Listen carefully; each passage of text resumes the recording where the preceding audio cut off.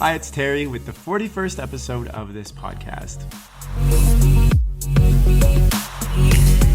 Today I'm chatting with Christopher Walsh, who is co-owner of Mad Lab Productions, an animation production company specializing in stop motion. He has also worked extensively in the stop motion television industry, and his own short films continue to screen at animation festivals internationally. Last year, he published his first book with Bloomsbury Publishing on stop motion filmmaking, and Chris has an MFA in film studies from York University. Plus, he is the coordinator of the Honors Bachelor Administration Animation program at Sheridan College, and I had the pleasure of having Chris as a professor in my first year where he taught animation history and story. So, hi Chris, thanks so much for coming on the podcast. How are you this evening? Hi, Terry. I'm very good. Thank you very much for inviting me on. It's a real honor. I'm happy to be here. Excellent. Yeah, you're the first professor or somebody from Sheridan that I've had on this podcast, even though I go there and I've had a lot of alumni and even professors at other universities. So yeah, I'm excited. So your journey is like very specifically interesting to me, not only because you teach at Sheridan where I go, but you're also in the world of stop motion. So you started out in stop motion and you've kind of come full circle. You went and worked on television productions, then now you teach animation, and you wrote recently the how-to guide on how to do stop motion. And then recently you sold your own IP to Sesame Street. So I think that's amazing. But first things first, let's get some cat updates, because you got a cat for the first time last year, and you used to give updates in class, and I missed those. So how is it he? It is he. How's he doing? Silas the cat. Yeah. Silas is good. He continues to bring chaos and happiness into our lives, and my kids often get to laugh at their father that runs around the house shaking his fist and using naughty words at the cat, and they find that very funny. And he lets us cuddle him sometimes, and he is good. He's healthy, happy. Yes, those cat updates were fun. They were fun for everybody. You guys seem to really like it, and it was fun for me. Well, I haven't had we've had hamsters and fish, but our family hasn't had a nice, proper furry pet ever. So that was sort of an exciting time for my family, and it was fun to share it with you folks. It was sort of a nice little thing. Get the class started. A cat update. Yeah. It's funny. Like I posted on my Instagram story if people had any questions, and like one of the first questions was like, "Can you please send us more cat updates?" So when you get back to class, you should continue to do that. I will do that. That's a good idea. I think, and in the animation program, I've come to realize too. I mean, there is typically so much affinity for animals in general, and pets, and what animals and humans, how they can connect, and the emotional connection that's there. Doesn't surprise me. People like to get in animation. They like to get animal updates for sure. Yeah. Well, maybe you should teach a class on animals in animation, and then bring your cat, and I'll bring my dog, and would they get along? I don't know if they get along with it. Yeah, they probably would. They would. Maybe. We'll see once you start teaching that class. Okay, serious talk. All right. I want to know, I mean, I kind of know because you've given us updates and kind of your history in class, but I'm wondering if you can share how you got into the wonderful world of animation. What was that dream that kind of propelled you into it? Sure, yeah. Well, it all goes back. You gotta picture the mid-90s. All right. It was a strange time. So I started in live action, and that was really my passion. And I was in high school way back when, and I did a lot of live action stuff, and that met with some success. And by that I mean, little festivals and little school things that were, telling me that they liked my work. And that kind of moved me towards thinking more seriously about filmmaking and motion pictures. And so out of high school, I studied film studies and English literature at Wilfrid Laurier University in Waterloo. And that was a good experience, but it didn't really give me the production experience that I wanted. And I really wanted to move into making stuff. So there was lots of theory and history there, and that was really beneficial, really enjoyable, but wasn't as production based. So then I took a look around at colleges because I wanted that applied training, and Sheridan College's media arts program looked like the place. And so I was fortunate to get into that program, worked away in that, and that was a very really formative time. I started to learn about lenses and lights and cameras, and built up a lot of production skills. And from that, then when I graduated, I was working in the live action industry for a number of years in lights and cameras and in set design and set decorating on TV shows and feature films. And then over time, though, my interest in animation was starting to grow, and my interest in writing. So actually, my first interests in trying to bust into animation was as a writer. And I started to set myself to that task. And from that ambition, I met some artists, and one artist in particular, Alex Gorlick, who was a wonderful stop motion animator and really one of the maestros of the medium in the world as far as I'm concerned. And I met him because he was developing some stuff and wanted to do some writing work. So it was really through those sorts of strange paths that I then started to find an interest in stop motion, because he was a stop motion animator. And from learning more about the medium, from talking with him and spending a lot of time together, we lived in the same house. He had the ground floor, I had the attic apartment. We got to really share a lot of stories, and he got to help me understand sort of the philosophy of stop motion and the philosophy of animation and how magical it was. And he's a real wizard in his own ways. And he kind of started to turn me on to that. And that started to really make me think, because I had these production skills. And the production skills were live action, and stop motion really is live action.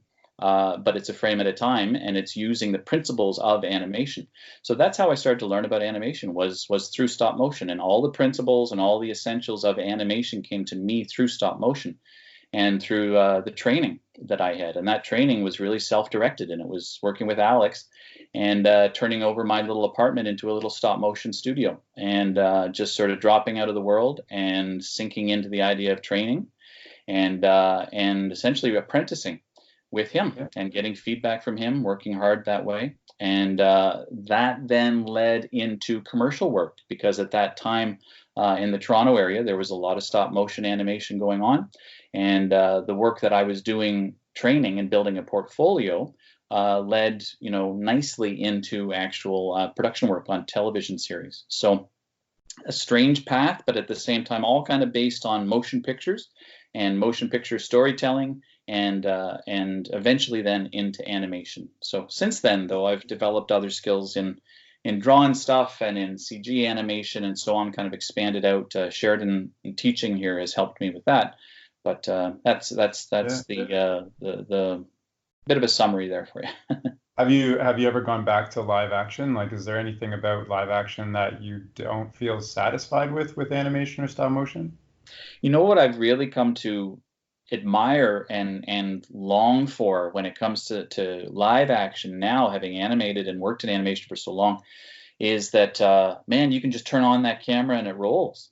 And so easy things to can make stuff move in live action. Yeah, it's amazing, and it just rolls. And if you're going to post something online, oh my goodness, you suddenly have a 20-minute video, and look at you, as opposed to the labor. But the difference is, for me anyways, it's still, I love making stuff, but I also love that in front of the camera you can, and in drawn animation, CG as well, you are a world creator. And you are referencing live action, you're thinking about live action a lot, and the rules of motion picture filmmaking that were essentially established in live action. You are having the opportunity as an artist to bring fabulous worlds to life that don't exist. You can do that as an animator in a lot of ways that are more economical, more feasible than perhaps it is in live action, just because of budget costs and crews, and it can get really daunting. And that was part of what I was sort of getting frustrated with in live action, that if I wanted to tell stories and if I wanted to make worlds, how do I unlock all that money that's required, and how do I very daunting. As soon as I started to think about animation, though, and stop motion, it all became a lot more achievable. I could make these worlds, and I could bring them to life, and I could tell these stories through animation. Yeah, that makes sense. You mentioned a couple things. One thing I never kind of thought about before was stop motion is kind of just live action, one frame at a time, which makes total sense. And like I have a huge learning curve when it comes to lighting specifically, and figuring out all the different techniques and whatnot. But you also mentioned that you learned a philosophy of stop motion animation. What exactly is that philosophy? Well, like I mentioned, the fellow that was mentoring me, Alex, like we would stay up late into the night talking about, what it means to bring something to life. Mm. So we're talking about questions of theology, questions of divinity. I mean, this is some heady stuff, but I mean that's where our brains were. He's got a big brain and thinks deep thoughts, and so that really appealed to me. I loved where we were sort of going in our existential examination of what animation would be, and so that was a real gateway for me. If it was sort of bringing to life these questions for me about what it means to be alive, what it means to make something be alive, and I kind of bring that into my stop motion teaching at Sheridan. This idea of in some real way you're giving life to things.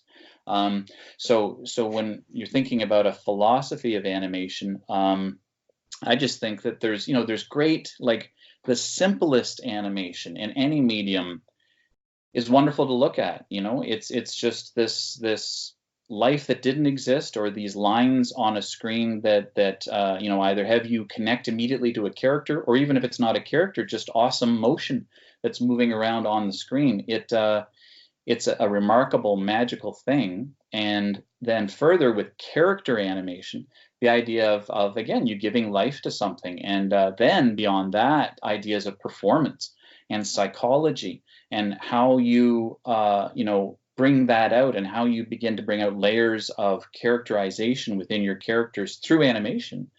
So all these sorts of talks, they're philosophical in a sense. They're really theoretical. But here I was with this person that also had the practical skills. I had related practical skills, and now I was being able to actually take those production skills I had and apply them into the world of animation. So it was theory, but it was also very practical. So it really was its own sort of school. It was like a school of one person, really going deep into what I would then realize was my training in animation. Yeah, so you mentioned a lot of things like bringing something to life and character performances, etc. When you're animating, how are you trying to connect with the audience through, like, are you thinking to yourself like a really strong character performance is what's going to connect, or is it the story, or is it a combination of all these things? Like, what is the heart of what's behind when you're actually creating an animation? I think it really depends on the context of what you're animating. So, for example, if I still work commercially, but it's been some time since I've worked on an animated series. But in an anime, I always worked in TV. I didn't work in features. I worked in TV production. But in that context, you walk into your studio, you pick up your folder. Inside your folder are your storyboard panels for the shot that you're going to do. You find your sequence in the animatic. You open up your animation software, you start to go through all the details of production in terms of setting things up, getting your puppets, et cetera, et cetera. And in that case, you're maybe just working on a shot within the episode. So in that context, you have a whole bunch of considerations in terms of staging, blocking, performance. It all needs to sort of work for what the storyboards are saying needs to work and what the context of the episode needs. But there's other things you're really not concerned with. You really, and in some ways there's some real freedom in that. You just say, no, I'm here to animate and make this look as good as I can, and I'm going to get the shot done, and then everyone will be happy. I'll check it off and I'll move on to the next shot. And that's how I am doing my job. I am not concerned about the story. I am not concerned about other considerations, because I'm in this essentially, assembly line, this production pipeline of making this episode. If instead it's a one-off shot, and within that shot it has to be a really awesome little thing with a beginning and a middle and an end, and it's in some of my little shorts that I've made, little zombie things, those things are one shot, and it needs to work as a little film essentially. So at that point you now have a whole other pile of considerations. Now you're thinking about story as well as performance, blocking, staging, all those other things. So it's sort of contextual. It sort of depends. When you ask me what I'm thinking about when I'm animating, it really does depend. If I'm just animating something silly and fun, I'm thinking about engaging that audience and making sure that they get something good out of it. It might be a little joke. It might be a nice little bit of character animation. It might be just physics. I might just want to animate something that looks nice in terms of physics. But I'm always thinking about the audience. I'm always thinking about giving them the thing that I want to give them. And if in the end I play it back, it doesn't give to the audience what I want them to get, then it doesn't work. And you got to go back to reanimate or to rethink things. So, okay, so let me ask you this. So you have, you've worked commercially, you've studied animation through and through, stop motion specifically, you teach history and story, you've made short films, you just sold an IP. If you had unlimited, and I know you have like an affinity to create kind of like creepy horror short films too. If you had unlimited resources right now, what would you go and create given your knowledge of all of these different areas? Like, would you create something very personal to you, or would you create something that you think is lacking in the industry or something? What would you create? That's a really, people get asked that question very rarely, and so it's almost like being asked, what would you do if you won the lottery? Like, you just sit there and rub your hands and you go, wow, really? Really? That could happen? I could actually, and what would I do? Oh my goodness. So, that's a hard one to answer. I guess, if it's all unlimited resources, man, well, on the one hand, you think, okay, I've got some ideas. I'm going to develop my idea and I'm going to take it as far as I can because it's mine and it's from my heart and it doesn't exist anywhere in the world. And it's just going to be my special thing that's going to go out there into the world. That's one way to approach things. Another, though, and again, it's why it's so hard to just say, this would be what I would do. I'm just so, it's just so burned in that there are always conditions. There are always borders to that canvas, or there's always, edges to that sandbox. And I function a lot better when I've got some boundaries and I have some sense of things. So, I mean, another way to think would be an adaptation of something. Sometimes there's a real freedom in not feeling like it's got to be out of your own soul and out of your own, toiling for this story. What if you could adapt something? Or what if you could connect with a great writer who develops something and you help develop that, but that it's this amazing story that someone else has crafted and you sort of help to oversee that and essentially to produce that thing. That could also be very exciting. So not a specific answer for you, but in some ways, there's a lot of fun things you could do. Well, I always like to ask that question because I'm constantly thinking that over in my mind myself. Like, what is that thing that I am trying to achieve at the end of the day, like working towards. So I like to hear what other people, because like from my perspective, you're a very, you've been an accomplished animator. You are teaching at one of the top schools in the world. You're a coordinator of the program there too. Like you've had a great career so far. So I can also bench press nearly 100 pounds. Oh wow, that's you need a couple more cats in your Yeah. bench press. I got a lot going on. Well, thanks.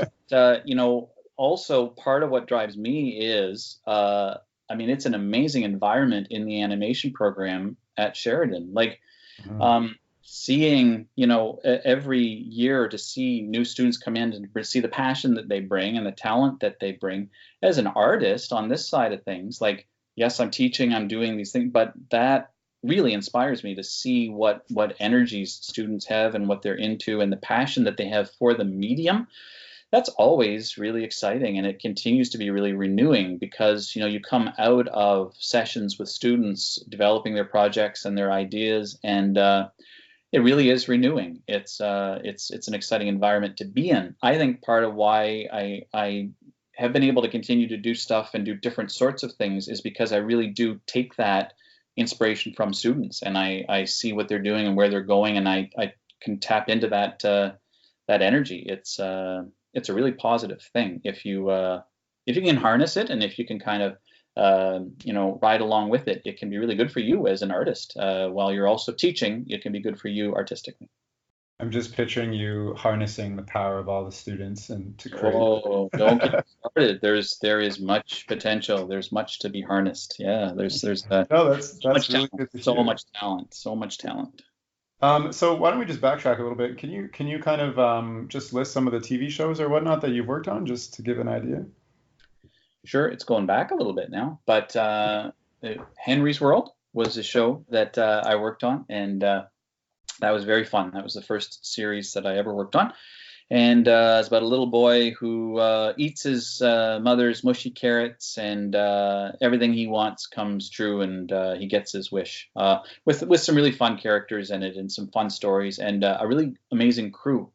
So for a lot of the folks working on that, it was a Canadian production, and it was shot in Toronto, and it was season 2 of Henry's World that I worked on. It did 2 seasons. I worked on the second season. And for a lot of the folks on that crew, we all came into it with a lot of different experiences and a lot of different production know-how, but also sort of new to the medium. We all loved stop motion, but it was for a lot of folks their first time, and that resulted in like real passion from the crew and a real sense of teamwork and a sense of working together. And so it was really formative. It was really hard too. It was really challenging production schedules that we were trying to meet. And looking back on it, that was an awesome experience because it really, really threw us in, really threw me in. It really asked a lot of us. But the flip side was that it also gave a lot of creative control to the animators. And that's what I was doing on it, was an animator. But I had other responsibilities too. And those included, some work with sets and props and setting up the camera, as well as lighting. We were all responsible for doing our own lighting. So it had a lot of challenges, just because of budgets essentially and deadlines, and that's the way it goes in production. You work to your deadlines, you work to your budgets, and you get the job done. So that was a very good experience. From that, I worked on other productions, like there's a spooky show for CBC around the same time called What It's Like Being Alone. And it was this very strange, creepy show set in an orphanage with all these strange little kids that can't get adopted because of how odd they are. They have strange powers and strange. It's a very dark sense of humor, really imaginative, and really, sort of in a Tim Burton style / Edward Gorey / I don't know what other influences, but you can sense the vibe there from that. So that again was a very intense experience. Great in a lot of ways. Then as an extreme from that, I've worked on stuff for Fisher Price. I worked on a Fisher Price series for a show called Little People, based on their property, and so very much at the opposite end of things. So from something really dark and weird and adult into something that was very preschool. I worked on a show called JoJo's Circus, which was a Disney production, and was about a little clown and her friends and her family, and other shows and specials and so on. So a range of things over the years. Yeah. Quite a lot of stuff. Somebody asked us, what was your favorite project through all that? One of the questions I got. Yeah. You can remember. Well, I think, to be honest, I have to say, it's how formative Henry's World was, and what a crew of people it was, and so many of them I'm still in touch with, and that have gone on to really exciting things, and again, just to that idea of a team, and everybody really being bonded in that project as having to really work hard together to figure out how to do this. If I wanted to draw comparisons to the animation program at Sheridan, it's a little bit like what's expected of students in their third year. I mean, you get training, you get mentoring, you get directions, you get milestones, you get delivery dates. This is when it's got to be done, and go to it. And you get advice and mentoring, but it's really about working as a team. And if someone is falling behind, or someone's struggling in the team, doing what you can to help them, and sorting stuff out interpersonally, looking all the time at how to manage the project so it's getting done and it's looking as awesome as it can.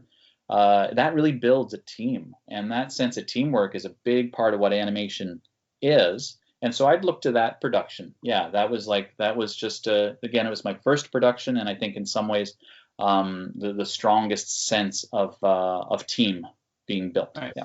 Nice. And yeah, it sounds like that was very formative for you particularly. You also mentioned in the 90s, stop motion was kind of blowing up, but I know it had somewhat of a downturn. Do you know too much about the history of stop motion, specifically here in Canada or in Toronto, just from Yeah, that sure. point? Oh, yeah. I've lived it. I've been a part of a lot of that, of the rise of it, and then how it's sort of transitioned into where it stands now, and where it's at today. Well, there was Cup of Coffee Studios, and Cup of Coffee Studios was a major production house in Toronto, and its specialty was stop motion. And so it brought in a lot of the series that I've just mentioned were done at Cup of Coffee. And that brought a lot of work to Toronto, and it had a lot of artists that got trained up and developed their skills in stop motion, were able to develop their skills. And then, industries change, and studios shift and change, and things evolve. And so as that studio evolved into something else, which was just not as oriented towards stop motion, and was ownership was moving on to things, that then started to cause a shift in the amount of production that was being done in Toronto, because it was such a major player.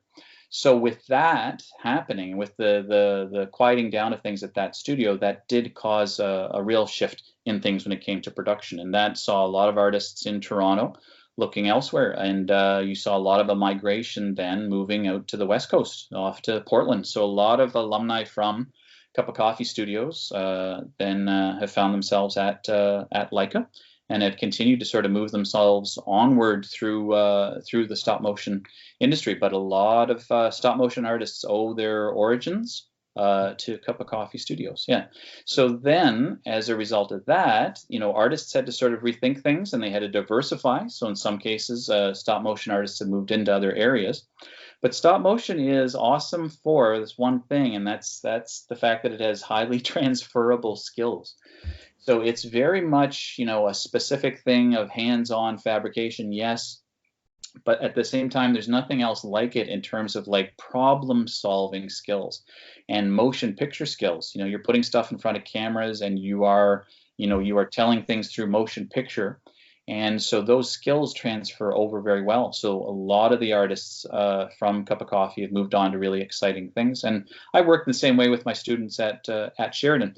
I'm a real devotee to the medium, and it's so much what my passion is. I do all I can to continue to connect students into the industry. But I don't make any, false claims in that sense. Students know that there's not a lot of employment opportunities for the medium.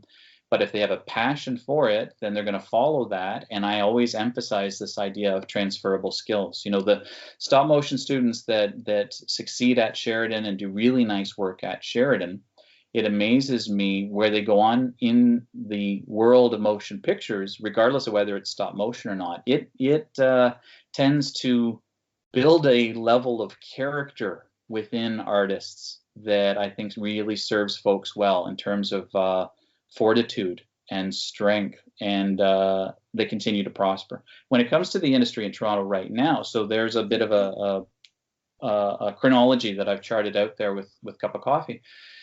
It's moving into a very exciting period now, and I can't wait to see where things may be going. They're going there now, but where they might be going even into the near future, as we see things continue to evolve from what quieted down with Cup of Coffee. But we now see some of those Cup of Coffee artists coming back to the Toronto area, or have never left the Toronto area, and are starting to do more of their own work. You have studios like Stop Motion Department in Toronto, and I'm sure you know of them, but they're doing more and more nice work. That's Evan Deriche's company and Philip et al.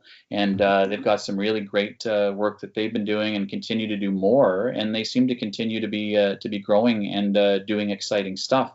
There's also sort of little boutique stuff that continues to go on. There's stop motion artists around in Toronto that continue to work commercially. They're just working at a smaller scale than at a large studio. And I would throw my company into the mix with that. Sort of, we call them boutique studios, doing smaller projects for clients, and the work is getting done. It's just in some ways getting done in sort of a different model than from the large studio perspective. But as I said, as we're sort of moving into into the years now, and as we look to the future, I'm excited. There may be maybe new developments coming for the stop motion industry in Toronto and the Toronto area in Canada in general. So we'll see. Do you think, because so kind of the history is 90s were great, then there was like a lull, which happened right when I was coming out of high school in 2007. And now it seems to be picking up a little bit more. They're still very, like I've talked to a couple studios in Portland that have kind of popped up over the last couple of years too, because it's booming there too. Do you think Toronto has a specific, or Canada has a specific advantage in stop motion they can offer versus other geographical regions, maybe in the States? Yes, I do. And if you are an American company listening right now, I'm going to sell you on some of those reasons. But yeah, I mean, part of it is, well, I'd say there's two. There's financial reasons that make it look good from a perspective of a producer, and also from a skill set. I mean, there's analogies you can draw with live action production. So Canada does an awful lot of live action production. To an extent, it's service work for American clients. And part of that is because of the difference in the dollar. So an American producer will get fantastic labor, fantastic production value for lower costs. It's just economics. And so that's a serious consideration. But the other thing, and this carries to live action as well, really experienced crews. I mean, there's a reason why live action productions from the States are coming here. It's not just the dollar, it's because they can really count on production value and on really experienced crews that really know how to pull things together because they've been working for a long time in the medium. And so for stop motion, it's the same thing. I mean, we really do have some wonderfully trained stop motion artists in Canada. And so those are, I think, two really really attractive things when it comes to perhaps external investment in stop motion in Canada. When it's from a domestic perspective, the dollar consideration isn't the same thing in terms of the economic advantage, but still that idea of really talented, very experienced artists. And I'd also say that to some extent, there's a niche that's there, you know, and niches get filled and they get exploited. And I think that, you know, stop motion continues to be popular in all sorts of forms for advertising, for feature films, for series stuff, because it's different. And, you know, when something is different, and, you know, I could sell the appeals of it up and down and left and right, but if we want to just say that it looks different, that's a very appealing thing. And if you can make the thing that looks different, that's valuable. That has an innate built-in value to it. So I think it's here to stay. And I also do really think that in these coming years, we're going to see upswings and exciting stuff as far as opportunities in Canada. Well, that is encouraging to hear. I'm wondering what you would say to somebody who is thinking of going into stop motion, but just needs a little confidence boost in terms of like why they can be successful in stop motion if they pursue it. Well, when it comes to working professionally, I think I set out a few things there earlier just about, you know, transferable skills. And I think that, you know, just again, the realities being what they are, there's tons of 2D animation jobs. There's tons of CG animation jobs. There's just simply not as many stop motion productions going on. And so there's just not as many jobs that are there. So you would need to be thinking about how can you diversify your skills.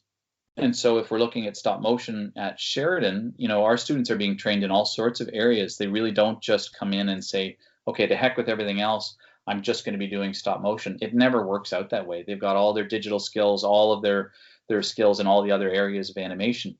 So that gives you a lot of not just transferable skills, but it gives you a lot of other skills to sort of turn to continue to look for employment opportunities. So I would say make sure you've got your bases covered in terms of a range of skills that you could offer to a studio.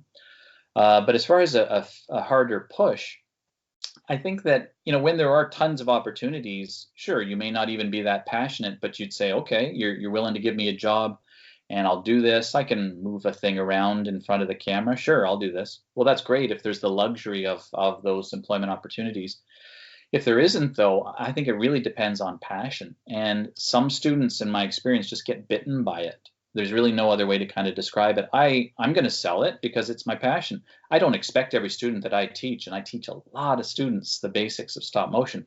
I do not expect, and I also don't teach it that way. I don't expect that this now is your passion and you're going to head off into this direction professionally. It's great if you have that ambition, but you don't have to. It's up to you. And these realities are realities. But some folks just get bit by it. And sometimes it is the medium that becomes your thing. Just like your thing may become, if you're a musician, the violin, the piano. I mean, you're going to be drawn to things. No pun intended for animation. So some folks are just going to move that way, and you got to follow that, and you need to explore that, and see where that can take you. And I think for some people too, they want to follow it because it really is a challenge. Some folks really like to be challenged. They really thrive on that. And in some cases, it's like a personal discovery for themselves to see where they can go with something that is challenging and that's hard. And again, it doesn't mean that they're being ignorant willfully of employment opportunities. It just means that sometimes you got to do something, and sometimes you have to challenge yourself, and sometimes stop motion can be that. So nice. Yeah, and getting bitten by it, the talk I had with Kevin Perry comes to mind, because when he was at Sheridan and he just started doing stop motion, he was enamored by it, and look where he ended up and is now. He's just doing stop motion only. So he's an example. I like I said, I've taught a lot of students, and one of them is Kevin. And you could tell that he was bitten. Like, he would come in with stuff that he had done over the weekend, or that he had done at night on his own in his own little home studio. And he would show me the stuff, and it was already very good. And absolutely. I thought, wow, this is someone who's not just taking it because he's got to take a class and he's got to get a credit out of this. He's for real. He's really, somehow this is really connecting in with who he is as a human being, and what is right down deep in his DNA. And that was way back when. So no doubt about it. Yeah. So since we're talking about, I guess, students at Sheridan, and since you are also the coordinator there, I'm wondering if we can just dive maybe briefly into talking about the program and a little bit. So for students who, because I do get a lot of people who are interested in going to Sheridan, listening to this podcast, and also people at Sheridan listening to this podcast, over your years, what kind of attitude has somebody who gets into the program kind of had that you've seen? What kind of an attitude have they had? Yeah, what kind of attitude gets someone in the program versus like the technical skills and all that stuff? Well, so it's a good question, and what it sort of raises for me is it sort of highlights the fact that, well, I'll try to meet you halfway on that question, because part of my reaction to that is we don't really see their attitude, because when it comes to the application process, it's a very, for the most part, cut and dry portfolio process by which you are required to create certain works of art to show your skills, and we evaluate that, and there's your grade. So attitude doesn't overtly come into it.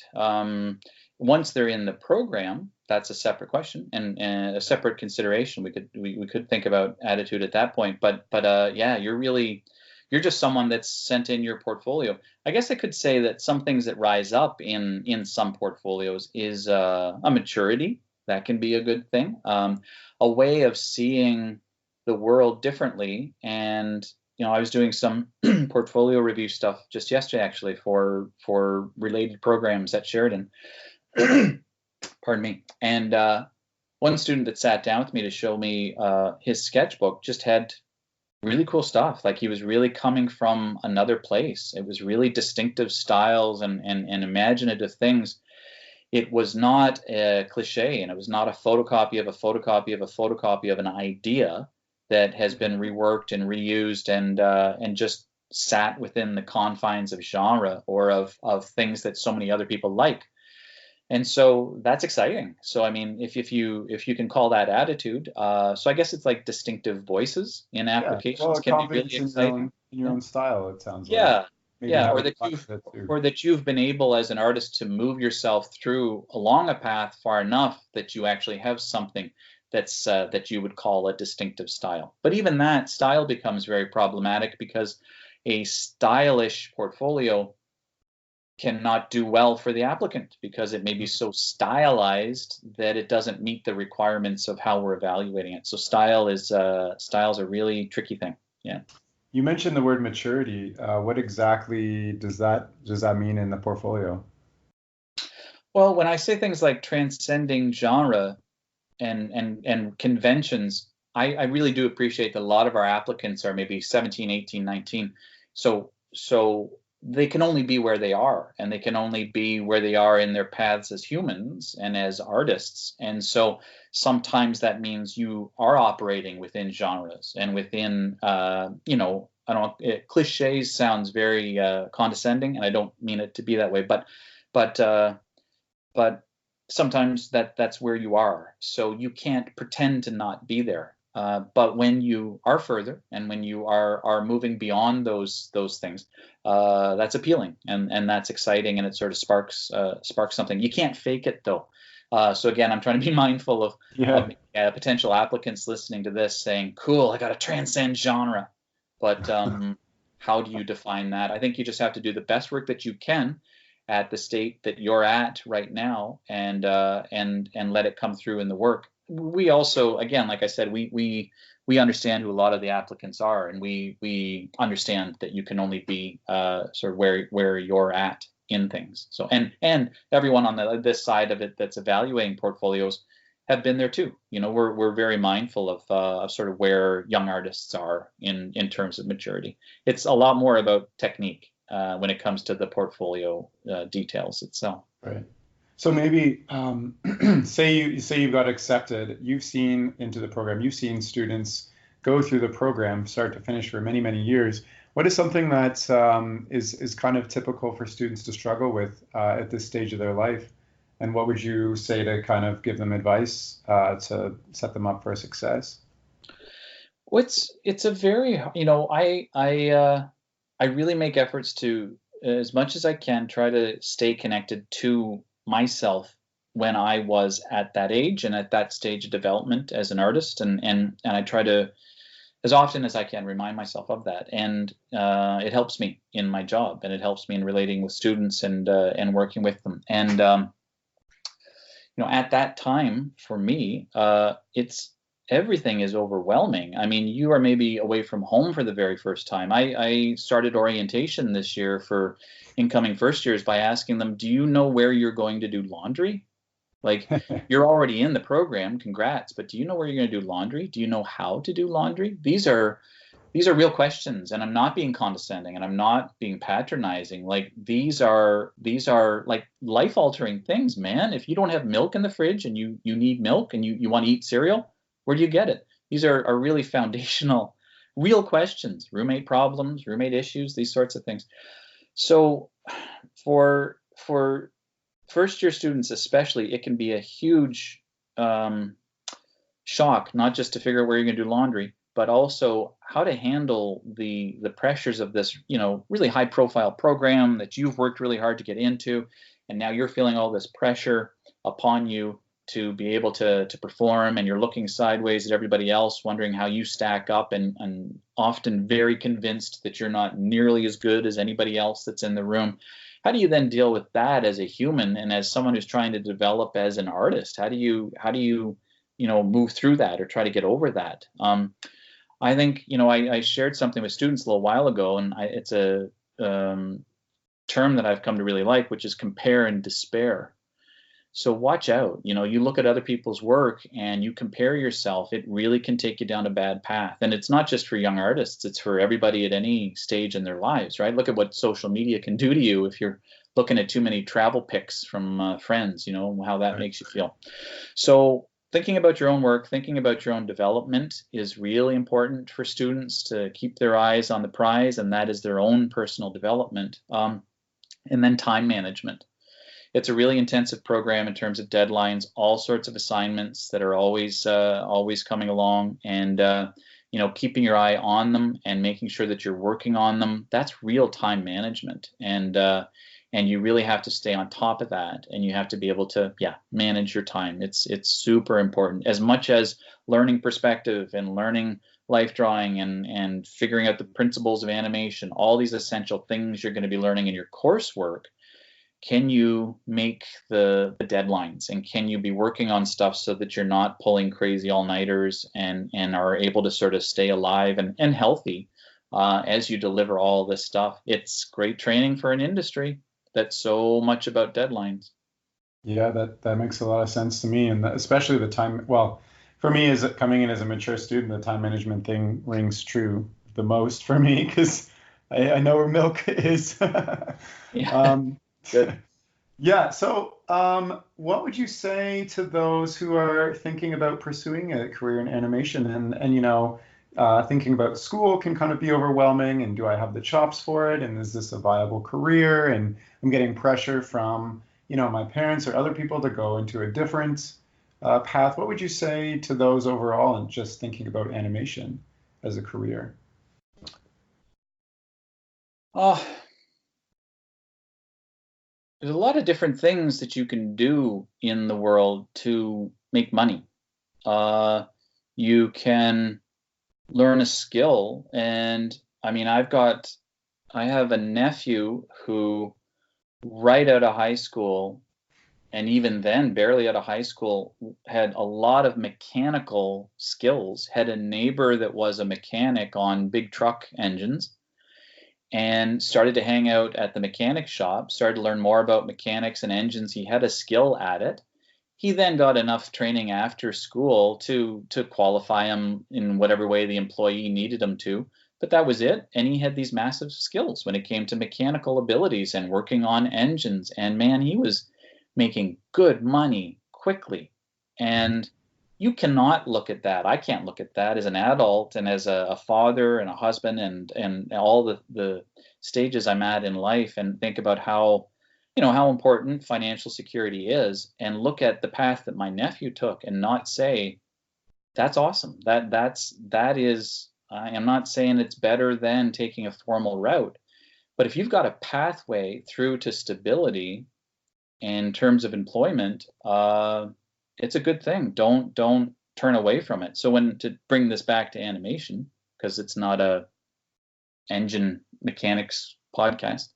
Right. If you're into animation, if that's your passion, if you're good at it, and if you're good at storytelling and at motion and at drawing and at art, you have an industry that's there that has employment opportunities. It's as we record this right now, and I'm always very careful about that because industries can rise and fall and they can shift and they can move. But as we record this, it's a strong industry in North America and it's a strong industry in Canada. So there's employment opportunities that are there. So yeah, I talk to lots of moms and dads, because we do a lot of open houses at Sheridan, and that's some very valid questions that they have. Like, are there jobs for my kid? If my kid goes into this, can they find employment? And again, it's a fortunate thing right now to say that there's lots of work. There's opportunities there for people to get jobs. I was showing some work to students in another program just the other day at a studio in Toronto that has job listings, and I took them into the job listings on the company's website, and I said, here you go. You may not be in the animation program, but here's a job listing. Here is specifically what they would want you to be able to show that you can do, and if you can do this, you're a viable candidate.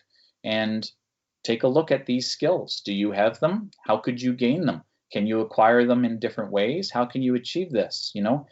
Formal education has a ton of value, and I'm not going to not say that the Sheridan animation program's not a great place. It's got great values to it, and it's a great program. Sheridan's a great school. I went there as a student, and I was working after I graduated very quickly. It's great that way, and formal education has a lot of value to it. But just look for opportunities. And I would say, though, in animation that, yeah, there's work now. Now, you also need to be prepared as you look at a world of animation and a future in animation and realize that, you often hear in the news these days that, oh, no one, it's a gig economy. What's that really mean? And if you're talking about an animation industry, it's sort of it's as with a lot of media production, it's gig based by nature. It's not something that's just begun in 2018 when they started to use the term. It's about short contracts in some cases, short contracts, sometimes longer, sometimes opportunities where you're employed at a company for years on end. but not always. And so there is always a turnover that's happening. But again, when you're looking at an industry that is busy and is vibrant, there's opportunities. One job ends, your other job's lined up pretty quickly, or you use your network and connect with folks, and you turn next to that studio, and there's opportunities. Again, I'm saying all this in a time right now where there's work to be had. Not again, I'm not speaking specifically about stop motion. We're talking about the medium of animation and opportunities within animation. No, but I think that's still really good and encouraging to hear, regardless of what medium you're thinking of going into. So, well, thank you for sharing that. And some, I think I should have asked this before, but maybe we can just backtrack and go through what stop motion facilities and equipment and stuff Sheridan has, just for people who are interested in pursuing stop motion. I know it's a little bit sidetracked from the discussion, but can you run me through the opportunities specifically of stop motion over the 4-year degree? Sure. Yeah. Okay. Yeah. So, once you're accepted into the animation program at Sheridan, then the opportunities for stop motion are primarily, they begin in 3rd year. There's some workshop opportunities in 2nd year, but primarily it begins in 3rd year. And in 3rd year, there's a foundational course that all students take, and it's an introduction to stop motion. So every student in 3rd year, in the fall of 3rd year, takes an intro class to stop motion. And it's essentially an animation course. So it's not so much about puppet making and fabrication and that sort of thing, or filmmaking even. It's about applying the principles of animation that you've learned in years 1 and 2. And now you're applying it in a new way, in a new medium, and you're having to sort of contend with those principles in similar ways, but also in different ways. And so that begins in 3rd year. In 3rd year as well, there's the opportunity. So 3rd year in the program at Sheridan is very much about group film work. So you're taking individual courses, but most of those courses kind of feed into a group film project that you make over the whole school year. So there's the opportunity in 3rd year as well to sort of put up your hand and say that you want to be in the stop motion production. And we have a stop motion studio that's dedicated to our 3rd year students. So within that studio, there's production space for fabricating puppets and sets and props. There's mentor meetings that you have with mentors that will help you specialize your skills in stop motion as you develop your story that you're going to turn into stop motion. There's a shooting studio. We have 2 little studios where you can be working in your group. When it comes to software and hardware and all that stuff, it sort of is what you would see at a lot of commercial production houses. So we shoot with digital still cameras. We like the Canon cameras. They're very user friendly, and they serve our purposes. Nice lenses. So we use Canon cameras, and those Canon cameras connect to Dragon Frame software. And those are sort of the essentials when it comes to the production side of things. But then we have a nice array of the other required elements. I mean, we've got good studio lights. We've got the grip stands and the bells and whistles and all sorts of other sort of paraphernalia that comes along with stop motion. We've got in senior slots. Anyways, that's 3rd year.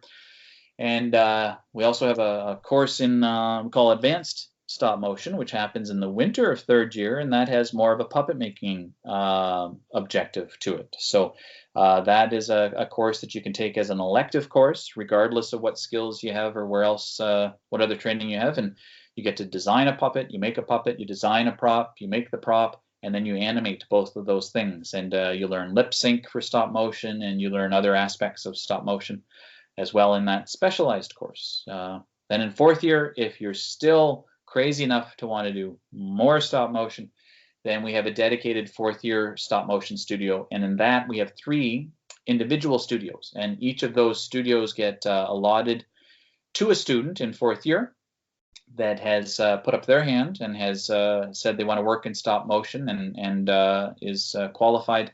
They get studio space and as well as, again, production equipment. And we have some nice camera rigs now in 4th year that allow you to do, frame-by-frame camera moves in and out and up and down, and as well as all the other equipment that I described before in 3rd year. And there you go in your studio space, and you get to make your independent film. So meaning you're on your own. So with mentoring and support, but as opposed to the group film, you're now making your own film. So that's there you go. That's what you get.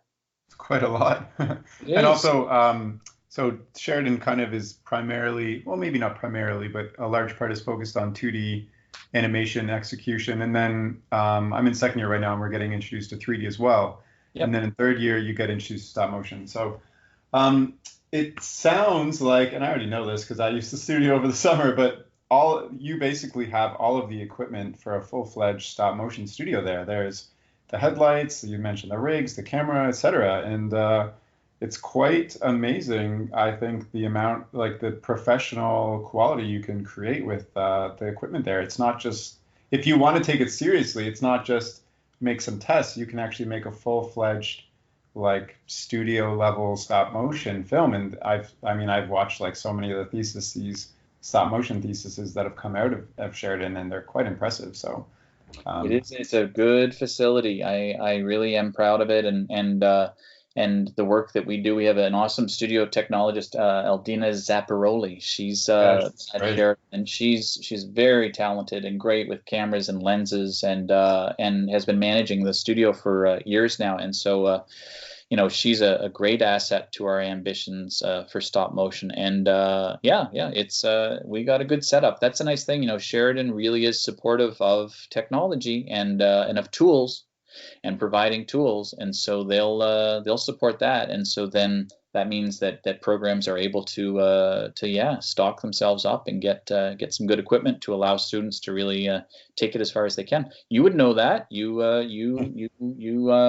got yourself in there, and you were when I say taking advantage, I mean it in the best way possible. You were using that equipment and doing really nice stuff with your Duck Wizard film. So Yeah. I wish, so when I came out of high school, I was really looking into the different stop motion programs, and Eric, who runs the Montreal Stop Motion Festival, I actually ended up reaching out to him right out of high school, and he mentioned that you have a full stop motion, I guess, courses at Sheridan. But at the time, I didn't really understand too much about it, so I wish I knew that there was like a full-fledged studio that can be taken advantage of at Sheridan. I might have come a little earlier. I don't know. yeah, well, your podcast will get the word out there, I guess. But the other tricky thing that is a bit of a challenge is that when it comes to acceptance at Sheridan in the animation program, Yeah. again, stop motion is an aspect that unlocks for you once you've gained admission into the program, but it's not a component when it comes to the application. I'm fine with that. It's not I think that stop motion is very well represented within the animation program, but again, I'm a realist, and I'm an industry realist, and it's great. We've got great facilities, great opportunities for students that want to pursue it. But the realities are the realities. There's a lot more 2D jobs out there, and there's a lot more CG jobs. So when we look at these essentials that we look for in the portfolio, that's something folks should be aware of, is that even if you're a real diehard stop motion fan and passionate about it, that doesn't mean that you get 4 years of nonstop stop motion in the animation program. And in fact, in order to get in, it is still so much about drawing skills. That Yeah. really is the essential thing. Yeah. Yeah, I'm happy you mentioned that. I'm thinking back to when I put together my portfolio, and I put some of my stop motion in there, but I almost didn't because I was worried that it wasn't very relevant to the application. Sure. So I did take it very seriously and did like the 2D animation and all the other drawing assignments and stuff. And I just submitted the stop motion as my couple Sure. personal pieces. So Yeah. yeah. Maybe we can just switch gears and talk about Moogaloops a little bit, just because that's kind of an exciting project for you very recently. First of all, for somebody who hasn't seen it, can you give like a Cole's notes on what it is and how it happened and all that stuff? Sure, yeah. The Cole's Notes, it's funny because Cole's Notes is about abbreviating something longer, and these things are so short and so simple because they're for a preschool audience, right? For Sesame Street, so Right. they're really simple. So yeah, I think I can do that. Yeah. You So have to give the opposite of Cole's notes. yeah, Choices let notes. me stretch it out a little bit here. So yeah, the show is called Moogaloops, which struck me as just a very funny word and very silly, and I liked it. And then actually out of Moogaloops came the character's name, Mooga. So Mooga is a little blue clay character, and he lives in a little he, she, it, they. It's a little blue character that lives in an alien landscape that's very gentle and very pastel-y. And coral reefs was one of our inspirations for designs and for colors. So it's very deserty, pastel, very soft. And he has a little companion, and it's a little box, and that box has a red button on top. And each episode, Mooga looks at the box, looks at the audience. So there's a narrator as well off screen that sort of interacts with Mooga and says, "Come on, do it. Push the button. Push it, because something good is going to happen. It's going to be fun. Do it, do it, do it." And Mooga always pushes the button. And when he pushes, I call him he, pushes the button, something appears. And it's educational. So in the first episode, we did 3 episodes. The first one, a little friend appears, and he gets to play with that friend and learn about movement and about counting. Another episode is about art. So a little easel appears and a pencil, and magical things happen. And so it's sort of like a art training episode. And then in the third episode, it's about music. So musical instruments and singing songs and playing music. So there you go. Flute. Well, first of all, congratulations. I think it's quite amazing what you've done. And it's funny how we were talking about the industry before and how Toronto and Canada has an advantage to the US. And you've kind of done that. You've developed, pitched, and sold a stop motion based series to a major network in the US, which I think is quite rare and amazing. So congratulations. But it almost ties perfectly into what you were saying before with kind of where the industry is going. So well, thank you for sharing about Moogaloops too. How did you go about pitching it in the first place? So not just Sesame, but a lot of networks and I call them entities. I don't know, players, buyers, broadcasters, depends on who you're talking to, but interested parties will put out calls for pitches and looking for submissions for properties. And that was the case. And beyond just sort of a general call out, we had some, I do Mad Lab productions with my business partner. It's Jerry Bertolo, who's a graduate of the animation program as well from back in the 90s. And so with Jerry and I, we have our connections, and Jerry's been working in the industry for a very long time, and he's pretty well placed, and he has good connections. So we had some good relationships when it comes to Sesame and to moving us forward a bit that way. And from that, it was a pitch. It was a very simple pitch process. And I think what appealed to Sesame was the simplicity. How I just sort of described it to you. It's simple. And I grew up on Sesame Street. So did Jerry. And not literally on Sesame Street, but real totally devoted. I mean, it's again, it's a DNA thing. It's like right in us. And so we could go into a Sesame Street state of mind pretty easily. And we've worked a lot in preschool, commercially, and Jerry's done a ton of animation productions, and he's directing now and continues to direct series for television for various studios. So we have a pretty good understanding of the market and of what sort of works, doesn't work for that audience. You have really particular parameters when it comes to preschool and what they can understand, what they can appreciate, but not just for the audiences, for the folks that maybe are buying that or are looking to produce that or see that developed. So we put together a nice, clear, efficient pitch. And from that, Sesame was impressed, and the conversation carried on from there. And in the end, we had a deal, and part of the deal was also then producing the episodes. Gotcha. Did you? So you mentioned before that you kind of thrive when there are boundaries, and so Sesame put out this pitch, and you saw it and thought, okay, let's create something within this. Did you have confidence that it would go far? I'm not going to be falsely modest. So I'm going to say, yeah, I did. I can't say that for all things. I mean, for everything you cook up and everything you imagine and everything you try to throw up in the air and hope something happens with, you dream and you hope and you wish the best for it. But as you go on as an artist, and as a commercial artist, you know that it doesn't all stick. It's not all gonna come back. But that's why you get a lot of things going. Is that you want something to stick. So I know that, and I know that it's easy to think something's great and then it doesn't work. But I thought it was pretty good. I did, and I really thought like it was a property that we had kind of cooked up previously for our own purposes, and had just sort of been sitting on. And when the opportunity came, I thought this is just right for this particular partner. So it felt like it was going to find the right home, and that it was going to be a thing, and then lo and behold. So I think part of that though also comes from experience and having worked in it a lot, and kind of knowing what's going to work, what's not going to work, and having faith in certain things. And so I thought it was gonna have a bit of success. Yeah. Yeah, so you mentioned also you've worked in preschool before, and I guess you had some sort of confidence that this would do pretty well. Were there any challenges that you faced that you might not have expected or whatnot with this project?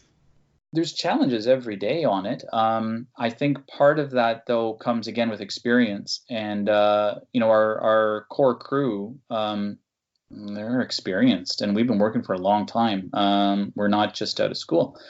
So we've got a lot of experience under our belt, and a lot of experience working with clients as well, and meeting the needs of clients, and working with clients efficiently and effectively, so that you're giving them what they need, and that they're happy and that they're satisfied, and you're also finding ways to meet your production deadlines. So the challenges were every second of every day on it, as simple as they are when you watch them. They're supposed to be simple. They're meant for a very young audience that's happy with simple things, but they come off as simple and as easy because we made them work effectively. Like there's nothing easy about anything you see in there. It was efficiencies and experiences when it comes to production that so it allowed us to kind of keep it under control, I guess is what I'm saying. We've all been working long enough to have seen some nasty stuff when it comes to production and production management and deadlines blown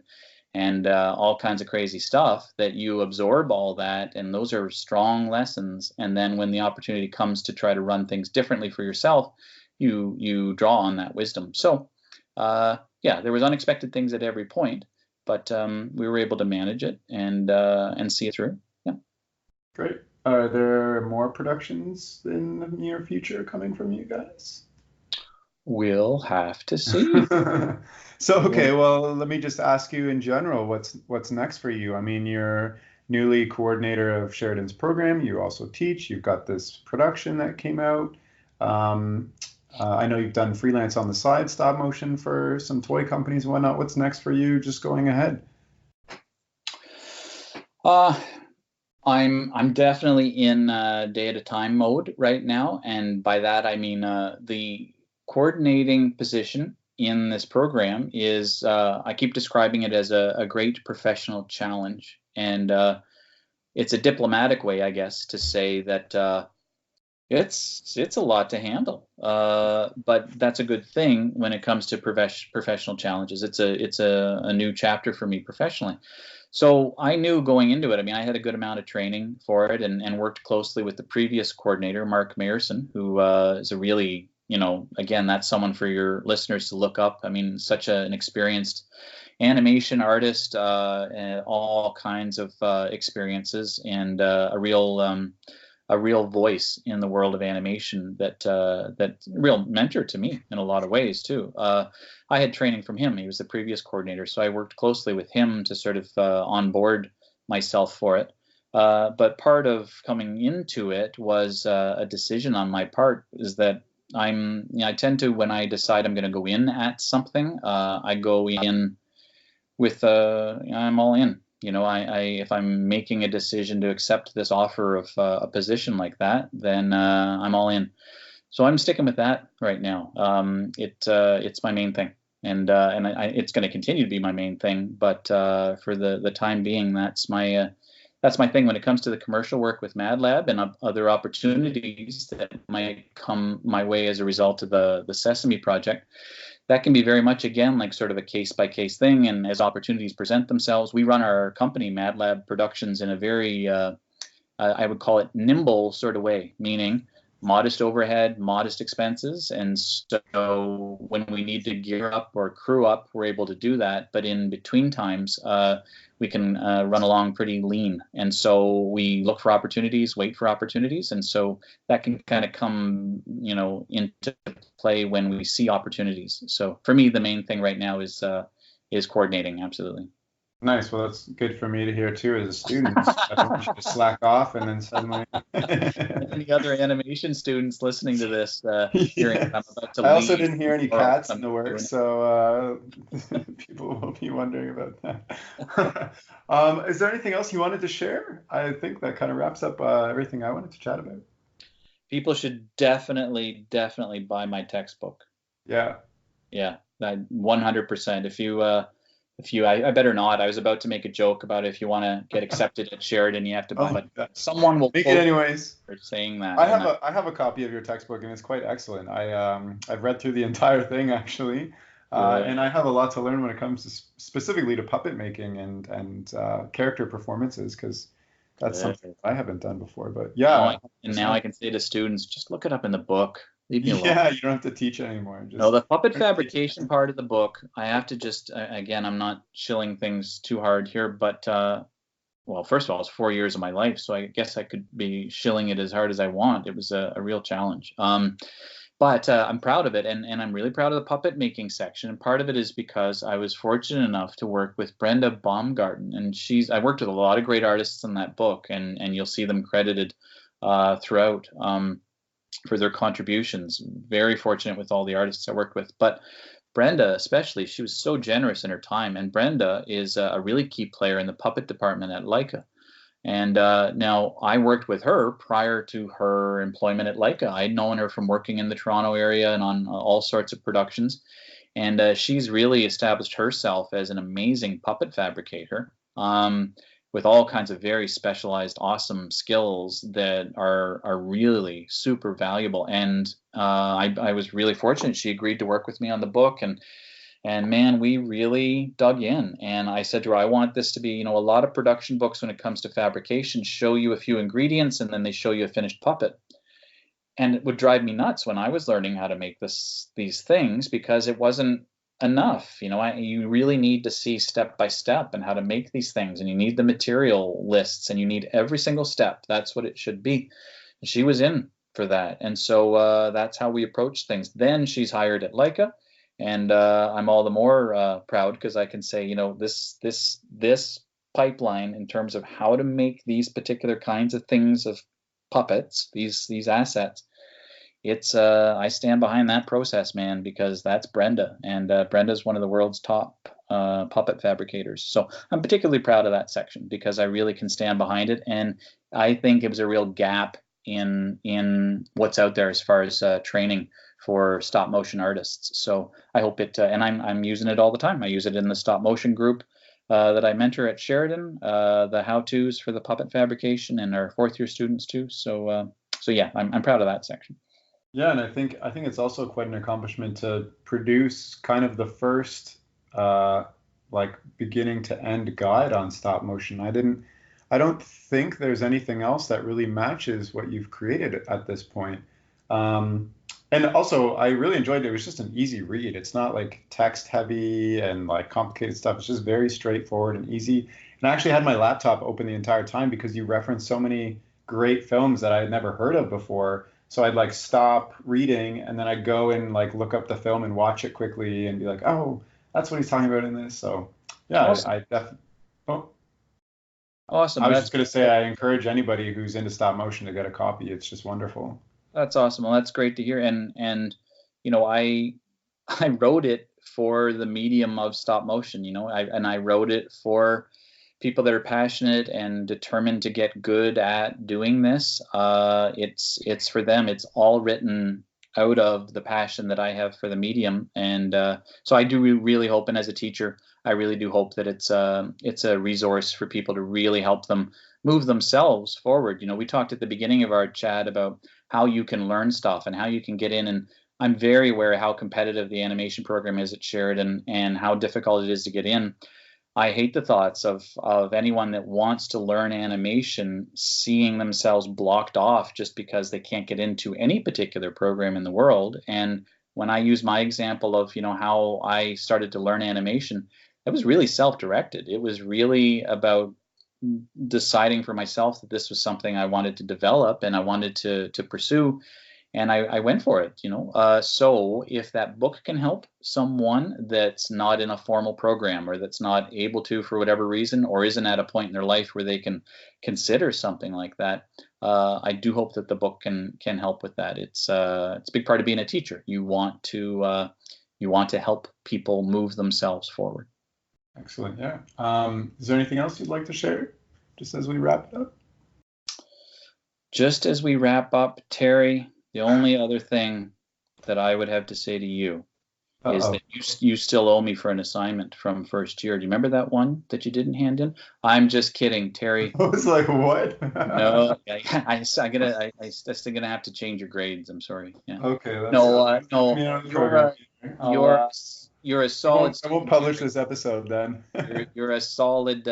You better publish it, or I'll change all your grades. No, I would never do that.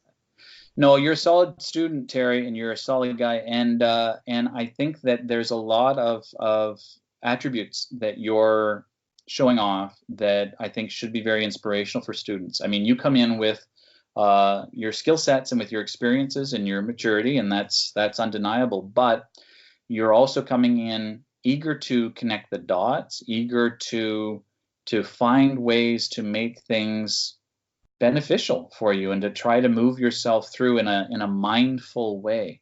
And it's not always easy depending on where you're at in things. And again, I wouldn't say this is even just for our animation students in the program at Sheridan. Anybody listening, if you can think about strategies and if you can think about ways of moving yourself from this point to that point to this point, again, you referenced someone like Kevin Perry. That guy knows how to strategize, and it doesn't have to be that you've had access to the greatest schools or that you have unlimited funds or that you're ultimately connected to the best players. It's that you can stand outside of your immediate situation and try to see your situation and try to understand how you can strategize to move yourself along.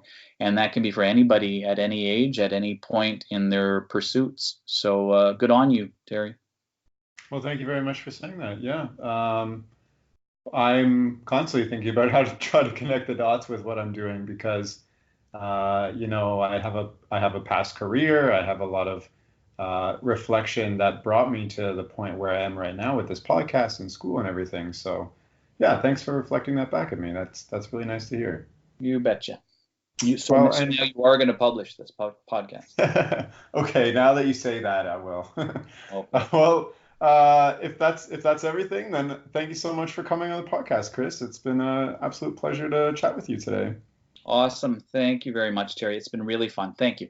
If you're listening to this podcast and you have specific questions about Sheridan College for Chris, please email him at christopher.walsh@sheridancollege.ca. Or if you'd just like to follow Chris and check out his work, you can do so by going to his website, which is chriswalshanimation.com, or his Instagram or Twitter, which I'll include the links to in the description of this podcast. I'll also include a link to his book on stop motion filmmaking, so you can check that out too. And that's all for now. Thank you so much for listening. Okay, bye.